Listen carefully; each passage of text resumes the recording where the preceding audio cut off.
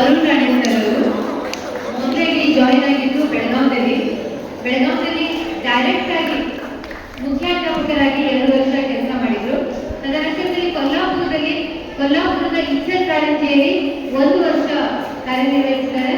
ಆಮೇಲೆ ಹಿಂದೂ ಹೈಸ್ಕೂಲಲ್ಲಿ ಸತತವಾಗಿ 32 ವರ್ಷಗಳ ಕಾಲ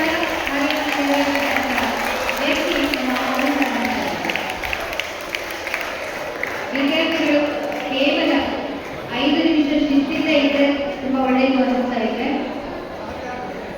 ಹಾಗೆ ನಾರಾಯಣ ರಾಣಿಯವರು ದುರ್ಗಾದೇವಿ ಕೆರಳಿ ಕಾಲೇಜಿನಲ್ಲಿ ಯುಸಿ ವಿಭಾಗದಲ್ಲಿ ಉಪನ್ಯಾಸಕರಾಗಿ